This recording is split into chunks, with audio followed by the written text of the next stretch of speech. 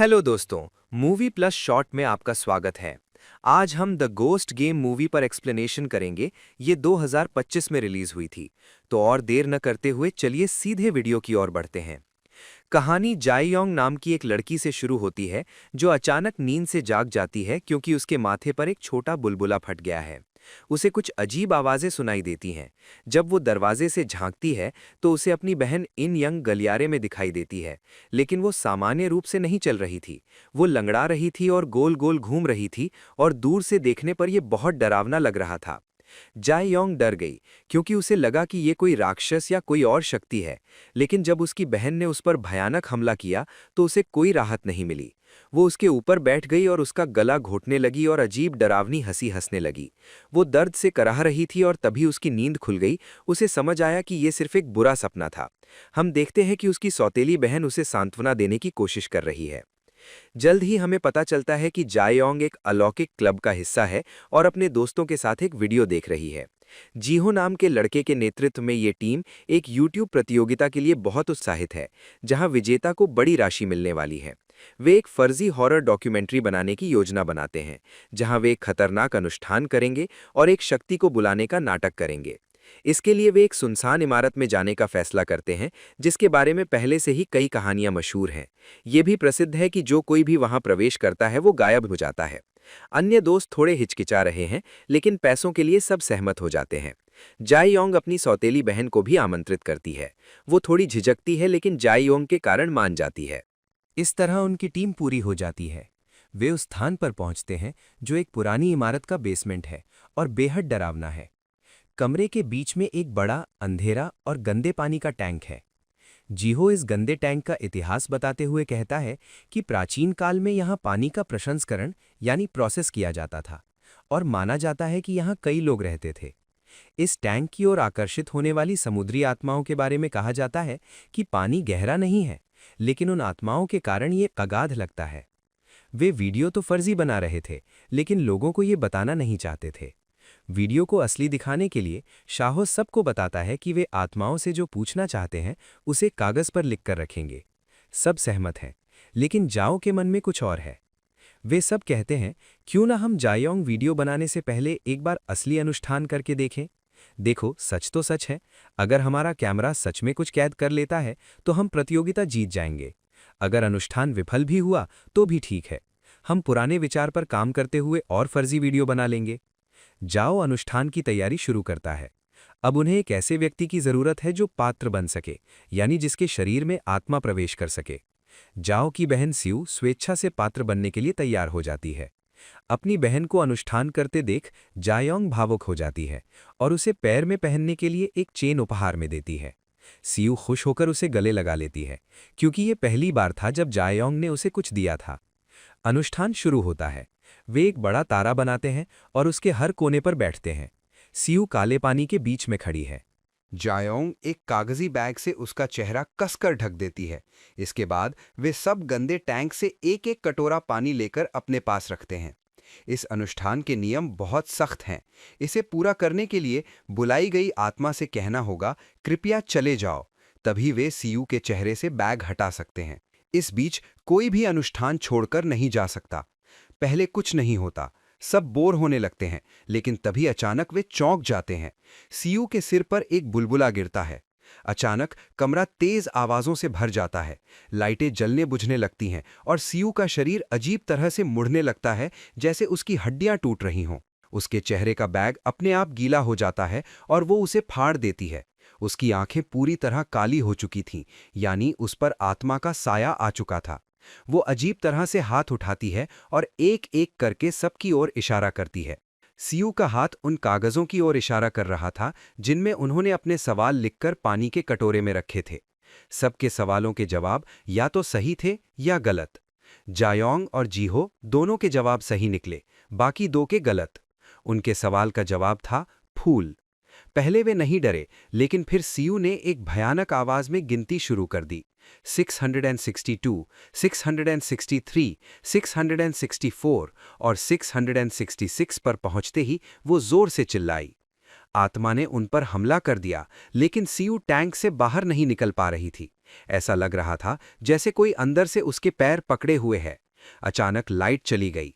जब जीहो ने कैमरे का नाइट विजन चालू किया तो उसने देखा कि सीयू पानी में लंगड़ाते हुए चल रही है, बिल्कुल वैसे ही जैसे जायोंग ने सपने में देखा था।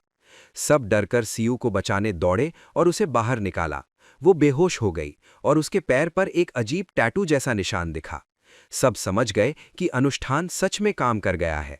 डरने के बजाय जीहो उत्साहित हो गया और वीडियो अपलोड करना चाहता था, लेकिन दोस्तों ने उसे डांटा और मदद के लिए पुलिस को फोन किया। लेकिन फोन का सिग्नल अचानक गायब हो गया। दरवाजा भी लॉक था और किसी भी तरह से नहीं खुल रहा था। तभी एक और लड़की पर रूह का साया आ गया। उसका शरीर अजीब तरह से मुड़ने लगा और वो दरवाजे पर अपना सिर पटकने लगी, जिससे काफी खून बहने लगा। उसने एक बैट उठाकर सबको खुद को मार डालने के लिए कहा। जब किसी ने उसकी बात नहीं मानी तो उसने सीयू पर हमला कर दिया। सीयू को बचाने के लिए जीहो ने डर के मारे बैट से उस लड़की के सिर पर वार कर दिया और वो मर गई। सब जीहो को देखने लगे। जीहो ने कहा कि उसने जानबूझकर नहीं किया, लेकिन उसके दोस्त ने लड़की के कागज पर लिखा सवाल पढ़ लिया था, क्या मैं जीहो से बच पाऊंगी? और जवाब था नहीं। पता चला कि लड़की का अपने टीचर के साथ अफेयर था और जीहो उसे वीडियो के जरिए ब्लैकमेल कर रहा था। लड़की उसे पुलिस के पास जाने की धमकी दे रही थी, इसलिए जीहो ने उसे मार दिया। अचानक लाइट फिर चली गई और जीहो गायब हो गया। जब लाइट आई तो जीहो हाथ में चाकू लिए बैठा था और पागलों की तरह अपने साथी पर हमला करने लगा। सबने उसे रस्सी से बांध दिया। जायोंग को एहसास हुआ कि उन्होंने अनुष्ठान सही से पूरा नहीं किया है और नियम तोड़े हैं। अपनी जान बचाने के लिए उन्हें फिर से अनुष्ठान करना होगा। जायोंग की बहन सीयू, जो हमले में मर चुकी थी, अचानक जिंदा हो गई। वो जिंदा होते ही लड़की की लाश और फिर दूसरों की ओर इशारा करने लगी। अनुष्ठान फिर से शुरू हो गया था। तभी सबके फोन बजने लगे। सिग्नल वापस आ गया था। सब खुश थे कि अब वे बच जाएंगे। जीहो ने अपनी रस्सियां खोल दी और नींद में चलने वाली मुद्रा में आकर चाकू से अपना गला काट लिया। यहां पता चला कि जैसे जैसे लोगों के सवालों के जवाब पूरे हो रहे थे, वे मर रहे थे। जीहो का सवाल था कि क्या उसके वीडियो को 10 लाख व्यूज मिलेंगे, और जैसे ही वीडियो वायरल हुआ, वो मर गया। अब ये डर सबको सताने लगा। जिस लड़की के सवाल का जवाब फूल था, वो दरवाजे की ओर भागी, लेकिन एक अदृश्य शक्ति ने उसका गला घोंट दिया और उसे पानी में फेंक दिया।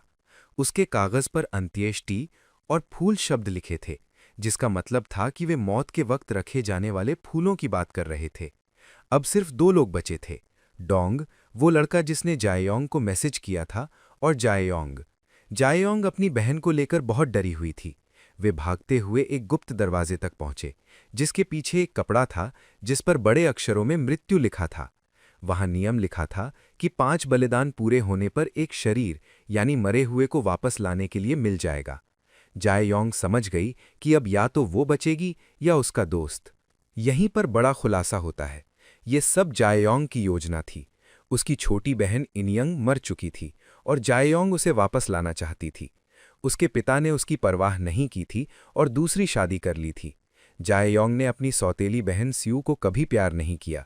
वो सिर्फ अपनी सगी बहन को वापस लाना चाहती थी। इसके लिए उसे 5 इंसानी बलिदानों की जरूरत थी। उसने अपने 4 दोस्तों को मरवा दिया था और आखिरी बलिदान के लिए उसने सीयू को चुना था।